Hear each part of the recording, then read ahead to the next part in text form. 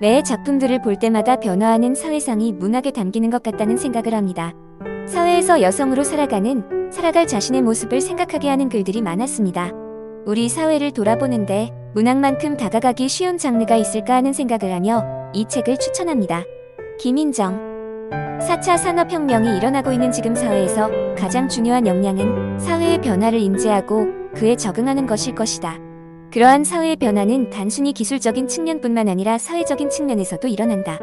예컨대 최근에는 페미니즘, 동성애, 도덕성, 공유사회 등등 여러 사회적 이슈들이 다방면으로 언급되고 있다. 그러한 사회적 이슈에 대해 생각해보지 않고 단순히 넘어가게 된다면 이 시대를 살아가는 한 사람으로서 도태될 수밖에 없다. 소위 말해 부정적 의미의 꼰대가 되는 것이다. 젊은 작가상 수상집이라는 이름에 걸맞게 작가의 나이뿐만 아니라 작가들이 다루는 주제 또한 이 사회와 직접적으로 맞닿아 있다. 한 사람으로서 이러한 사회적 이슈들을 책으로 접하는 것은 불편한 일이지만 더 나은 사회를 위한 구성원 중 하나가 되기 위해서는 그런 불편함을 감수하고 문제를 맞닥뜨려야 한다. 특히 우리 학교 학생들은 비교적 다양한 관점을 접할 기회가 부족하다고 생각하기에 우리 학교 학부생들은 꼭 매년 젊은 작가상 수상작품집을 읽었으면 하는 바람이다. 특히 이런 사회적 이슈를 소설으로서 접하는 장점은 작가는 허구적 상황으로 메시지를 던지므로 스스로 어떤 이슈에 대해 생각해보기 좋다. 그래서 특정한 결론을 전달하려 하는 이론서보다 소설로서 여러 사회적 이슈를 접해보고 생각해보기를 추천한다. 이승환. 우리가 하는 말들의 온도가 우리의 삶에 끼치는 영향은 생각보다 크다는 것을 일깨워주는 책이다. 이 책을 읽음으로 서로를 따뜻하게 하는 말이 가득한 포스텍이 되기를 바란다. 김다은. 꿈을 찾아가는 산티아고의 이야기를 읽다 보면 나의 꿈은 무엇이었나 되돌아보고 꿈을 향한 에너지를 얻게 됩니다. 부담스럽지 않은 따스한 동화 같은 이야기입니다. 김수진.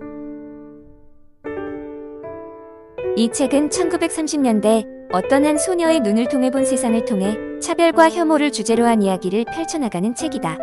100년이 지난 지금의 상황에서도 세상에 차별과 혐오가 없다고 볼 수 없고 따라서 다양한 사람들에게 추천하고 싶다. 이 책을 통해 많은 사람들이 혐오와 차별, 그리고 그에 맞서 싸우는 사람들에 대한 인식을 해나갈 수 있었으면 한다. 이 책의 제목에서 말하는 앵무새는 원제를 보면 마킹버드라는 사람에게 해를 끼치지 않는 생물을 의미한다. 누군가에게 단순한 재미와 유의가 누군가에게는 얼마나 치명적인지 생각해볼 수 있을 것이고 더 나아가 1930년대와 지금의 사회 분위기에 대한 비교, 그리고 앞으로의 방향성에 대해서도 생각해볼 수 있다. 김영진.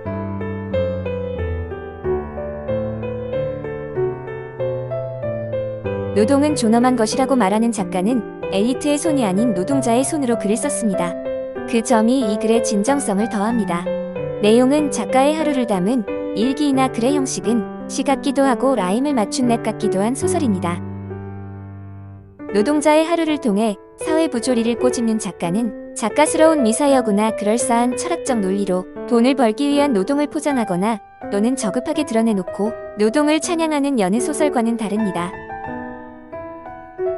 음악처럼 흐르는 글은 독자로 하여금 실소와 위로를 주며 일용직 육체 노동자로 살아가는 노동자의 고단함을 이해하고 결과물에 감사하게 합니다. 또한 계층 간의 부조리와 노동의 무게를 버텨내는 모든 노동자들의 존엄성을 되새겨주는 소설입니다. 김하나. 바쁜 일상 중에 긴 글이나 장편 소설을 읽기 힘든 것이 사실입니다. 가끔씩 우리가 항상 쓰는 단어가 아닌 짤막한 산문 한 편씩 보면서 하루를 마무리를 하고 또 힘든 자신을 조금이나마 위로해줄 수 있는 시간을 만들어 보는 게 좋을 것 같습니다. 박상황.